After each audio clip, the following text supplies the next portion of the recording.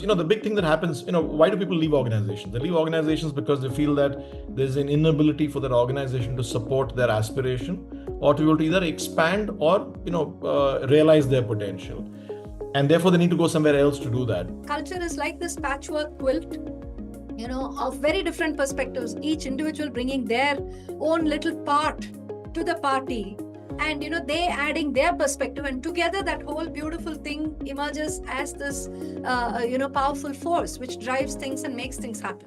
Welcome to Culture Cafe, a vibrant and inspiring podcast series brought to you by the Confederation of Indian Industry and Avatar, celebrating 25 years of shaping inclusive workplaces. In this milestone year, we bring you transformative conversations with leaders who are redefining workplace cultures. From boardroom wins to human movements that changed everything.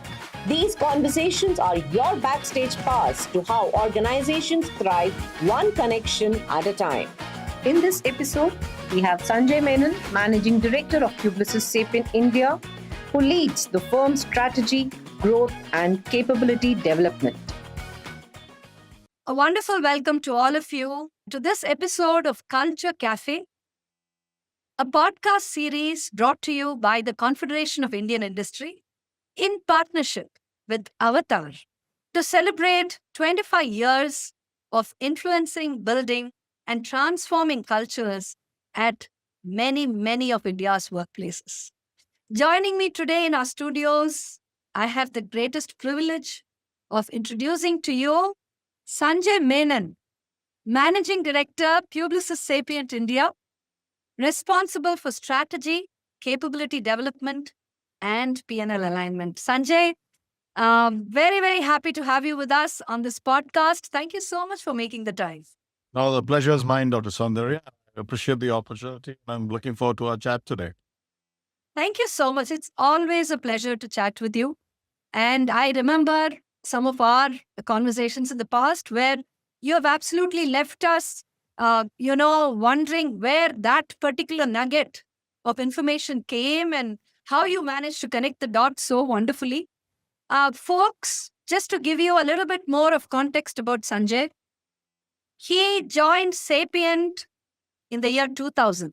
He was a Y2K joinee at Sapient, and now for the past 25 years, he has traveled through roles such as delivery lead, methodology head, creative studio leader, and today has taken the top job as managing director. Now, that's a career path that tells us a ton load about the individual and also a lot about the culture which he has shaped built. So today's conversation is going to be all about this. And Sanjay, let me just begin by saying it's quite amazing, for us to have someone on the show who has spent 25 years within, although, Sapient and then Publicis Sapient, they are, different entities. The fact that you continued your career in that one organization, how does that feel? Do you think, you missed out on anything? Do you think that, this was the way it had to be? No, I think it's a great question. As you can imagine, it's a question that get asked in a lot of social settings, right? I mean, the joke on the ground is at 25 years in any place, are you basically unemployable anywhere else? And that's where the number continues to grow. But I think it's a great point, Dr. Soundarya. I don't think obviously you join any organization saying, look, I'm going to spend a very considerable part of my professional career here. I think it basically comes down to, and I always said this, if I spent 25 years here and it felt like 1 year's experience 25 times over, I think that'd be a tragedy. So people that look here, I have always looked at my time at Sapient and I look at it as saying, I've done about maybe 6 careers without changing my visiting card. And that's the joy of the organization, right? That it allows you the fluidity to explore your ambition. It still provides you the continuity of context that you need. Because, the big thing that happens, why do people leave organizations? They leave organizations because they feel that there's an inability for that organization to support their aspiration or to be able to either expand or, realize their potential. And therefore, they need to go somewhere else to do that. But when you do that, you switch context. It takes you some time to, again, just, get comfortable, reach that kind of, it's a bit like, when you're driving fast and you got to put the foot on the brake and you start accelerating again, you're going to pick up speed, but there's a little bit of time before you pick up speed again. Whereas when you're in the same organization and you can switch roles, switch context, when you were introducing me, I was in the core part of delivery for a while, and then I picked up a P&L role, then I picked up a methodology role, then I went and set up a capability role, then I ran some service lines, came back to P&L, and now, managing one of our largest, if not largest geography. So I think being able to do that in one context gives you a lot of continuity, so you can actually switch between roles a lot faster. So as I said, I never came in saying, hey, I'm going to be at least 25 years at Sapient. It was about saying, I'm going to look at this role and see where it goes. And while I'm doing this and I'm getting some value out of it and I'm able to create value, what is the next thing I want to do? And oh, by the way, that can also get supported here. And by the way, the next one can also get supported here, or someone else is suggesting, why don't you do that? So I think it's an environment that nurtures, and I think in a way promotes you to challenge yourself, and then provides you a frame within which that can also get supported. Even your changed either preference, ambition, or continue to the same ambition can also get this thing. So I've been very fortunate, and therefore I obviously then feel the responsibility of ensuring that we continue to have that kind of environment so that everybody, thrives and grows. In fact, I've connected back to our purpose, which is to help people thrive in the brave pursuit of next. And I find that very powerful, because the word next actually doesn't tell you what it is. It just tells you there is something. And so if that next can always be supported by the environment, you're really creating an environment of great elasticity, right? That just allows different ambitions, different people, different perspectives, different experiences to be alive and thrive. Fabulous. Sanjay, no better a poster boy than you for the organization, I think. To really what you have summed up so beautifully and succinctly, I think is exactly what anybody, whether it's a millennial or a Gen Z joining the workforce today, would aspire to have. You have stability, you have diversity of experience, and you have, like you beautifully said, the same visiting card, but with 6 different types of, experiences. So that was absolutely brilliant. And, it also kind of begs the question,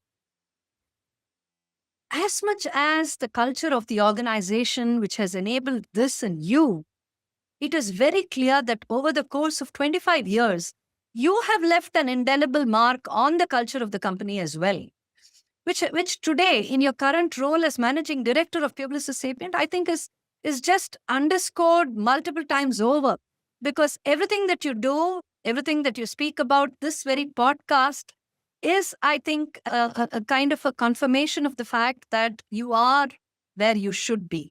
So culture, do you think, is, would you say it's a kind of a living, breathing thing that actually helps people, navigate their careers like this? Or would you just say it's about being at the right place at the right time? No, I think, culture to me is a massive enabler. I think,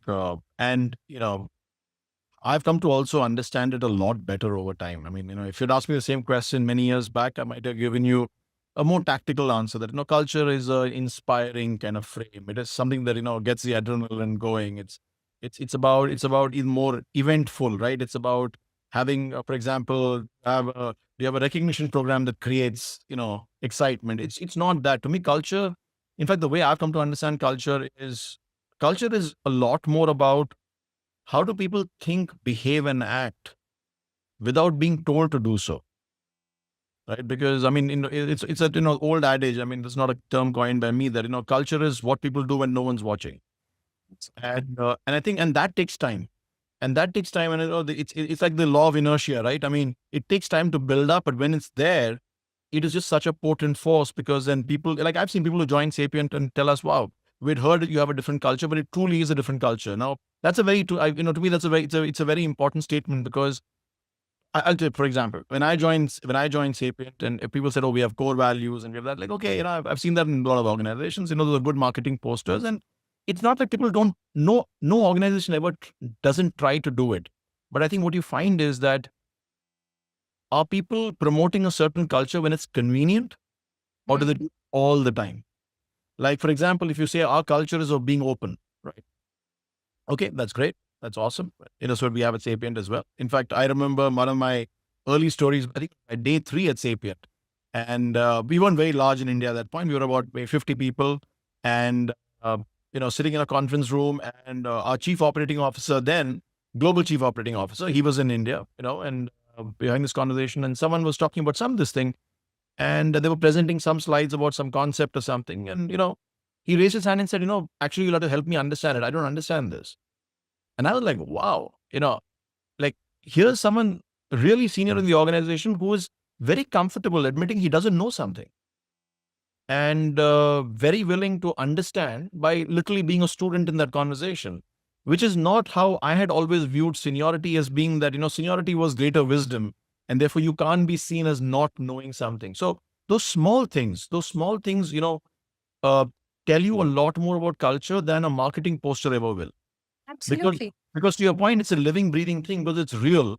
It's real because it's in action. So one of the things I've also learned over the years is culture is always best imbibed at a peer level. While I think a lot of books have been written about culture being top down, I think there is a tone of culture that is set top down. But culture is best imbibed at a peer level, because you don't, and I see this in my current role. Whenever I go in and people tell me, hey, can you come and spend time with the team and, have a chat with them and, whatever, inspire them, or, provide perspective. I'm like, I can do all of that. But believe me, that is not what's going to drive change. What's going to drive change is their peer thinking, acting, behaving every day in a certain manner, because that then subliminally rubs off on you. Whereas, a rah-rah speech is nice, but it fades with time, because people say, look here, this person is paid to do this. They operate in a different context. They don't know my life. I'm just a junior person in this organization. It's good for the MD to come in and give me all these speeches. But when they see their own peer exhibiting a behavior, they're like, hey, this person is in my context. They're exhibiting this, so why can't I do that? There are 100 questions running in my head right now from what you just said, but I'm going to try and, really channel it to probably make sense, maybe one or two questions from that.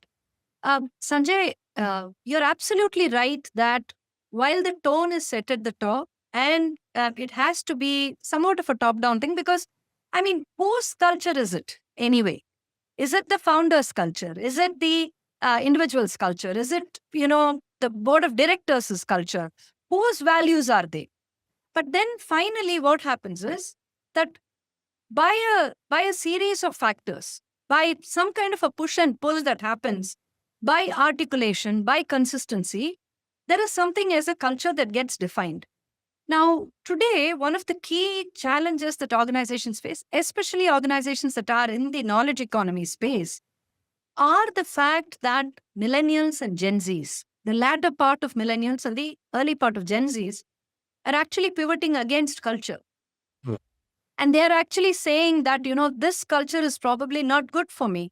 And in an act of self-preservation, I need to do something which is probably not aligning with this culture. Now, and that is very, very peer influenced, exactly to your point.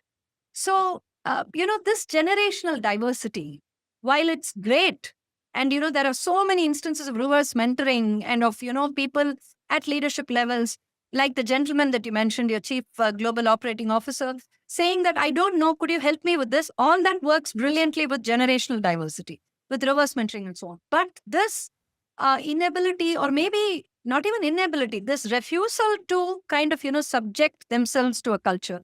Do you see this happening? If you do, what is the way in which to counter it? Or, what is your view of this? Yeah, no, I think it's a great question, Dr. Sandhu. I think, there's two things that we've also, I've learned personally, and I've seen as an organization how we've, evolved, is sometimes people mistake culture as a very rigid frame that everybody has to fit into or opt out of, right? And I think those cultures are the ones that people then tend to view as, that's not me. But, to the question you asked earlier, that, over the years that I've been at Sapient, and many others who have been at Sapient for similar tenure or shorter tenure, doesn't matter, have had a chance to influence culture, means that it is something that evolves with people. Because at the end of the day, I love the way you said it. Whose culture is it anyway? Culture is a collective sum of our thoughts, actions, and behaviors as a whole. It's not one person. Someone can set a tone, but finally, all of us, the way we think, behave, and act becomes the culture for that time, right? And it may again change in the next 3 years, 5 years, or whatever. So the first thing that we do when we talk about culture in the organization is we make it very clear that it is not something that is being put on to people. it is something where you are part of, which means you're also part of that culture. And then you bring yourself to that culture, which means that culture then is maybe microscopically different, but is different because you're part of it now. Right. And so that is something that I think people, if they feel they have an opportunity to influence, bring themselves into a culture, then it is everyone's culture. But the minute it's, look here, this is who we are, you can opt in or opt out. But if once you're in, then you're in, is when people, I think a lot more the more newer generations are like, I don't like being told to fit into a frame. Right. But the minute it is like, I'm part of something which is, as you said, living, breathing and changing and evolving, and I have a chance to set direction or understand why this is the direction or set some parts of the culture. Like, for example, if you ask me, reverse mentoring did not exist as a concept a decade and a half back. It's part of the culture today, right? Today, I think the flexibility of how people work, where they work from, all that happens has changed. And that's a culture that people have come to embrace. It wasn't as much the case because I remember when I joined, it was about, we've all got to be in this together, have a lot more shared physical context, right? And that really helps kind of create the camaraderie, create this thing. But today, you create culture even in a highly diverse, in a highly distributed construct as well. And we've come to make that work because that makes sense. It makes sense in the current context. In fact, so I think a lot of these things, the minute you view culture as something that always needs to be rich. So as a leader, your responsibility is the guardrails. That is this a culture that's accretive? Is this a culture that's productive? Is this a culture that's, keeping us in the direction that creates success for who we want to create success for so that we are successful in turn? I think that's the role of a leader. But the minute the leader says, my job is to ensure the culture is something I want it to be, at least my personal experience has been, that's got a very short shelf life, because then what you do is you start creating people and retaining only people who look and think like you. And now if you map that to the knowledge economy, where you have to have diversity of thought, perspective, experience to solve problems in an innovative manner that haven't been solved before, you're absolutely going down the wrong path. Yes, that's so dangerous to have, me too, folks around you. And that brings me to a very different sort of a question. So, and it was beautiful, the way you described it is that culture is like this patchwork quilt, of very different perspectives, each individual bringing their own little part to the party. And, they adding their perspective, and together that whole beautiful thing emerges as this, powerful force which drives things and makes things happen. Now, there are many little quirky elements there in that. Now, you will find that, that is uniquely Publicis. This is uniquely PS, where, probably this didn't exist in another company, or it may even be seen as weird in some other organization.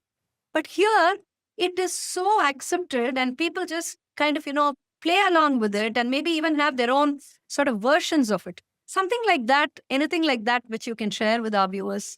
No, I think there's, so many things, right? I remember when, when I joined, it is the first time that I felt I had heard about values being talked so much, right? I mean, I was like, okay, I get it. Values are important, but I was like, why is the company investing so much in values? And then, so I'll give you a couple of examples of when it really struck me. So one is we have this concept of what we call the brown bag lunches, right? You basically take your lunch box and you go and sit in a room and everybody just talks about something. That is very prevalent at that point, saying, okay, what are the core values? Let's pick one core value. Let's pick openness, right? And let's talk about it. What does it mean to me? What does it mean to you? It's an informal conversation. Now, what's happening through this is you're making it very clear that everybody is actually in a way participating, right? And creating something together. You're creating real examples. You're understanding real examples of what this means, what it does. But if, let's say, one team now starts a practice of saying, so we had this practice of what we call team storming, right? Team storming was basically that you have lots of projects going on, lots of other teams. And if you feel one of the teams is just going through a rough patch, they're having a down day, you would just basically go and suddenly for an hour, not let them do any work and just celebrate them, right? Now, it's a ritual someone started. And someone said, hey, that makes a lot of sense. It really creates a good vibe. So let's do more of it, right? We had teams starting to do their own internal recognitions. We had on our low-level planning boards, people would go and put a smiley face of how am I feeling today? And someone say, hey, that person's got either a flat one or not a smiley face.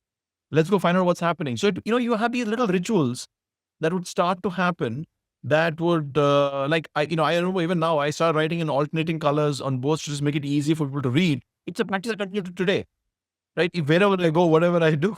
So these small things just become part of who you are and what you do. The culture is saying, look here, that let's make sure that we truly understand who our people are. And so you start by saying, okay, even if you're forming a team or whatever, let's spend a day on what we used to call a team formation day. And you just basically spend the day understanding each other. Who are you? What matters to you? I'll tell you one of the big things that always has been, people say, oh, work-life balance, right? How do I establish work-life balance? And when, early in my career, I was, naive enough to think work-life balance basically meant you come on time and you leave on time. That must be work-life balance. And then what I found was, to the point you made on generational diversity, right? I once was having a conversation with one of my team members, and I said, hey, how are things going on the project and what's happening? And, is everybody kind of, feeling like they're able to kind of bring their best to work? And they were like, yeah, it could be better, whatever. I said, so tell me more. And then I realized that here's someone who's fresh out of college who's saying, look here, for me, the work timings are less important. I just want to make sure I'm getting enough learning opportunity. I'm like, okay, that's interesting. Then I speak to someone else who says, this is my life and this is how I want it structured. It helps me become more productive. So then the big aha moment for me was, I said, okay, let's do a thing. So one of the Fridays, we just took like a couple of hours off, and I said, can each one on a post-it write, what does work-life balance mean for them? Right? And we just put it on the board and you put your name. And then we said, okay, so we did about 15 minutes. Then we said, let's take half an hour and walk around and read everybody's else's other than your own, right? And it was fascinating, and to the extent of where I'm being very open here, the people said, oh, I can do a call in the evening, but I need some fixed time I want to spend with my family before that. Some people said, I need to be leaving on time because I live too far away. I can't miss the cab. And someone had something else. But then what we found out was we knew what it meant for each person. So as a team, we became a lot tighter because suddenly you knew that as you're working with other team members, what makes them more productive. Absolutely. And so that's a ritual that started, and then, people would, that just became the norm and everybody started doing that. So I think, to your point, some of these are the, things that start anywhere. But I think now where the organization comes in, to me, is the ability to catch these signals anywhere in the network, harness it, and then transmit it, right? I think that's where the organization's, kind of, what I say, the responsibility of how do you further a culture that's accretive, productive, more nurturing, more valuable.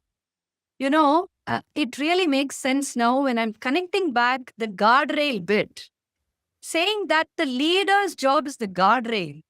But what happens in the manifestation of the culture, which could be some very interesting idea that an individual brought, which you look at it and it fits everything and it falls within the guardrail. Hey, let's do more of it. That was just beautiful, Sanjay. Thank you so much. That actually also takes me to this question about technology. Now, you are absolutely at the cutting edge of tech. That's the kind of company you are. But there's this very popular, for instance, when you were describing the color, coded pens and the smiley faces drawn on the whiteboard, I realized that with tech being so good and so all-pervasive, and, during COVID, it just made sure that all of us were connected, and it was a big lifesaver at that point of time. But has it actually kind of removed from our lives that human aspect of the touch and feel? Also because we have hugely distributed teams around the world. And, and tech is the only way that we get to see each other and so on. Do you miss the days? I'm not saying you're dated. I'm just saying that, do you miss the days when, Zoom and Teams weren't there? And what are your thoughts about tech and culture? It's such a great question. I think it's about, how do you leverage, there's two things in this, Dr. Soundarya. One is that you can't lose sight of the North Star. And the North Star is how do you build ecosystems and fabrics of people who can create greater value, right? Now the question is the how. And I think the how changes with time. And that's what even I talk about the culture and the flexibility, right? And, just how does it grow? I think we have to be leveraging the power of technology. It gives us because what it does is it makes human life more convenient. So now we have to find two things. One, we don't lose sight of the North Star, which means our teams who are working realize that there is power of shared context. There is power of collaboration. There is power of camaraderie. And there is an ability for me to do things more convenient. And how do I keep them both in balance, or in fact, even ideally in mesh, right? So as we work with our teams, so we have the flexibility, people may work from a different location, but we also get together as required. We make sure we create that shared context. So you want to leverage the power of technology. I think the trap that people fall into, and I think we've also learned along the way, is when you try to use how you behaved when you were completely in the same context. If you try to behave the same way when you're fully virtual, it doesn't work. So you have to figure out that in this medium, what is it that creates this thing? So, when I'll tell you and someone told me this, and I thought it was a fantastic insight. They said, if you're in a meeting in the same room and no one speaks for 30 seconds, no one feels awkward. If you get on a Zoom call and no one speaks for 30 seconds, there is this massive awkwardness. So what happens, therefore, is we have this compelling need to have conversation or fill conversation, because of which it's very difficult to ideate. Because, when you're constantly, it's very difficult to ideate, because usually that ideation is happening in the thinking time and everybody's quiet, but they're ruminating over what makes sense or not. So now if you realize, okay, in a virtual medium, it's okay. So what makes sense here? Is there a different way to conduct meetings that make it productive? Is length of meeting very different in the physical context than it is in the digital context, right? Is the way we use tools, you have the virtual whiteboards, you have all of that. I mean, you have, a whole bunch of tools. How do you leverage that instead of trying to transcribe a meeting notes and then putting it into the physical form, right? I mean, it's like, how do you really use the power more collaboratively and then make that shift? And I think the big thing there from a culture standpoint is when you see a generational diversity and yet alignment in making this change, it's very powerful. When you have, as you said, people of my era saying, no, we got to meet in person only. And someone who's fresh out of college saying, we could do the same thing virtually. And saying, I'm sorry, because I'm more senior to you, you have no choice but to show up in the office, right? And not because showing up in the office is good or bad, but because I have the ability to make you do so, is when, to your point, you'll find people saying, that's not the culture I subscribe to, right? Yeah. But when people say, look here, I think it's good for us to be co-located for some reason, for some time, because we develop a level of connection, which even today, I mean, I still tell people that shaking hands is still an amazing way to connect. Next Yes. best, let's meet up on, Zoom or Teams. I mean, look at us. We met in person and we can sustain this. If this is the first time we were meeting, I think there would be maybe an iota less, but there would be an iota less of just the connection that we have, right? So similarly, I think how do you make it comfortable about saying we're going to leverage the best of all worlds? Yes. And it's not about saying, I know there's technology, but that's like a pure auxiliary. Our core will never change. I think that's the part we have to be very comfortable with. And that's something like, I've seen people like myself and others. I mean, I don't think I had done as many video calls till about 5 years back. And now I'm like, why was I not doing more video calls, till 5 years back? So. Absolutely. That was absolutely brilliant. And, as you were speaking, I was reminded of this focus group discussion we ran for a legacy, business organization. And, and this definition of work-life integration, definition of, in-person meetings, all of these things came. And 2 points really stood out, Sanjay. One was a lady who said, you think I want flexibility, but I actually want predictability. Wow. She said, I want to know when my day ends. You think that, flexibility means whenever it starts, whenever it ends. That no, but I want it to be predictable because I have kids who come home at this time. So if I need to be there for them, I need to know when this ends. That was a big moment of truth for us. And the second point was when one of the leaders, when we asked, why do you want this meeting to be in person? He said, that means that other individual respects me. That means that, that is a form of respect for me. You get on a Zoom or a Teams or whatever, then you're not taking enough effort. You're just clicking. What are you doing? But if you are actually going to take the physical effort of walking up to my office, that means you're respecting me. So, these are really very, very intriguing concepts of what, the world is going through. And it's fascinating, but absolutely right. let's keep the North Star very, very clear, not lose sight of it. And if anything accelerates or enables, the reaching of that cultural mooring, and if technology is one of those things, why not? So great conversation. We are almost at the end of it. And I have this question that I've been dying to ask you. Oh. You've now been part of somewhat the same organization, even though the organization itself has taken many avatars. Yeah. You're there and you've contributed. And your, understanding of culture, honestly, I'm not saying this just to flatter you, Sanjay. It's truly, it's very practical and at the same time very aspirational. That's what you have shared today in this conversation. I want to ask you, is culture all about the ROI? Is it profitability related? Because that's what the business exists for. The business exists to be profitable. The business exists to answer to its stakeholders and shareholders. And the culture is a glue, a nice, beautiful lubricant that kind of enables the organization to move as a vehicle towards that goal. But then are all moments of cultural awareness, of truth, related only to that? Or do you think it spills over even outside of the workplace and kind of sticks to you, and makes you think that this is who you are ultimately? Oh no, I think it's definitely. See, I think culture is most understood by most individuals in their work context because that's where they kind of Yeah, there is. come to Yeah. know it. But there is no reason for the culture to not spill over into who you are, and I think that's the power of a good culture. So to me, when I look at a lot of my human values, I think they resonated with what Sapient is, which is why I joined. But I think I also learned and was shaped as an individual a lot by the environment the company is. And that's what I take into my my personal life and not just my professional life, right? So my thinking of the way I act and behave, some part of it is definitely, because it's very difficult to say, this is who I am at work and I'm suddenly just, it's just impossible to do that. And I think the other thing is also that culture doesn't have to only be about the ROI. I think, because it depends on what you define as ROI. So I could say at one level, yes, it is about the ROI. What is the ROI? Yeah. Is the ROI the highest return for the company? Is the ROI the highest return for the company plus the return for consumers? Is it the highest return for the company plus the consumers plus society?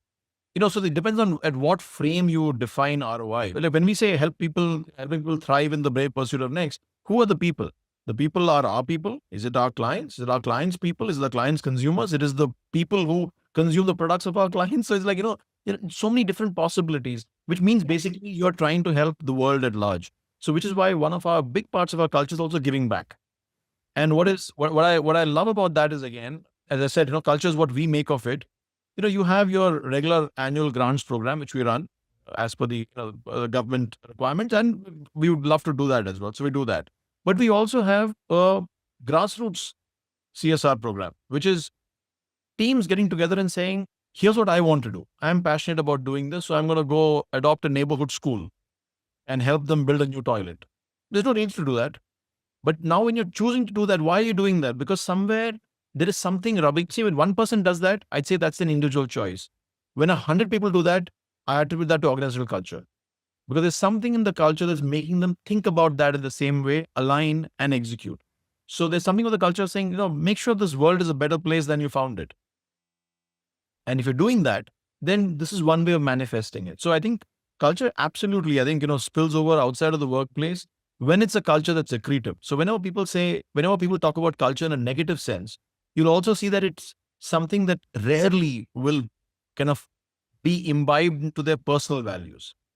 Then it's about, I need a job, I need the money, I want to suffer this as long as I don't have to suffer it anymore, which is a very different thing of culture. I mean, that to me is, that's a very different, that's not what I call, that's not the culture that's accretive. If I go back to, so to me, culture should create positivity. It should create joy. It should create an ability for people to say, there is more to me. There is more I can, create impact on the world around me.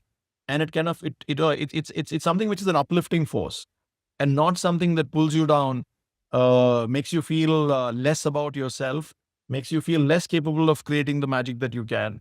And maybe even if that's a good culture, that's not the culture you're going to thrive in. And then you make a choice about it. But I think culture is truly of any value only if it's uplifting. Okay, this has been such a incredibly amazing conversation, Sanjay. And what can I say? I mean, I'm taking away so much from this. And dear viewers, I'm sure you have been hanging on to every word from Sanjay. Uh, I mean, frankly, Sanjay, the fact that the barometer of a great culture is one which you take into the sacred space of your home and actually follow the values that you follow at work. I think those are golden words, which I think every business leader, every entrepreneur, anybody who's building or shaping a culture should have to really think about. I mean, are you espousing values which probably one of your employees is going to go back home and say, do you know, that uncle said this is what we should do at home and Yeah. let's all do it. Something like that, just take it. I'll give you a small anecdote, Dr. Sandhya. And, Yes. these are things that, always kind of at some level make you feel, okay, something must be going right.